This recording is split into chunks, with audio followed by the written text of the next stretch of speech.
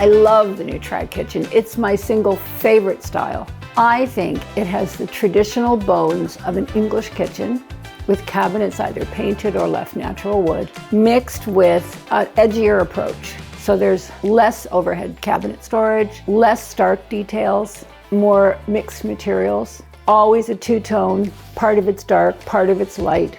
I always do new trad in every house I've ever had. But especially in this house, because it was an over 100-year-old house, couldn't do a modern kitchen.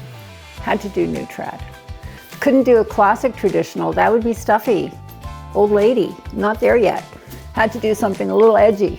You know, I had my heart set on a Bloomsbury kitchen because I know the quality of their workmanship. And I knew that they knew how to do an English trad kitchen.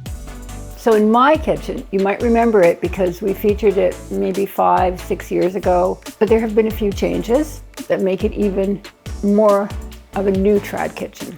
I had an island here, gone, because I'm a kitchen table person, and that's one of the first things you have to decide, your layout. Are you going to have an island? Are you going to have an eat-in kitchen table? Or both, if you're lucky enough to have that space. I love the informality of being able to have breakfast right in the kitchen, not have to walk all the way to the dining room, and I don't need an island. The other thing you have to decide is what are your cabinets going to be made out of? In my case, my lowers are painted. I think if you pick a green that's dark enough, it will not date. It won't go out of fashion. Anyway, if it does, you just repaint. It's not a big deal. I happen to love dark kitchens as long as there's contrast somewhere and lots of natural light. This is a classic color. I'm not tired of it.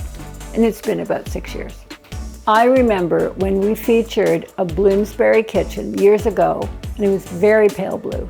I think we called it like the trophy kitchen or something because it was gorgeous. It had statement appliances, it had a beautiful big display hutch. It still looks good to me today. There's nothing about that kitchen that I feel is dated. But you might go for wood. That's very popular now.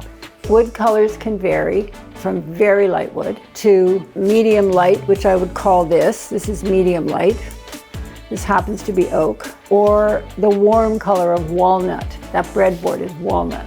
And this table is babinga, which is a exotic wood, so you wouldn't want to do all your cupboards in an exotic wood, but this kind of medium brown color, very popular. Then you have to decide on your counter material. In my case, it's soapstone, but that takes some maintenance. You have to oil it every once in a while, and it's soft, but I don't mind nicks. But if you have a really busy kitchen and you want counters that don't nick, you're going to go for a composite, a quartz, or even a natural marble. The other thing that makes a trad kitchen feel modern is if you don't have uppers. In my case, Bloomsbury made me these custom display cabinets with glass doors for glasses and cool accessories. They did a high shelf behind my stove, and they did these great built-ins. This is my coffee bar with a toaster and an integrated microwave and great drawers for storage and lots of shelves. So you can have a combination of freestanding appliances. In my case, it's a traditional Wolf range, which I love. And you can have integrated appliances. Same thing with the fridges. Come and see this. I have double fridges.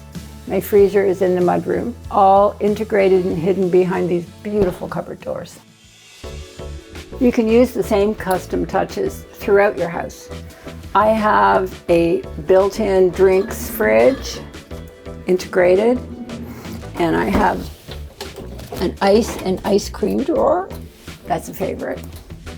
One of the things that makes a kitchen feel trad is introducing some real antiques.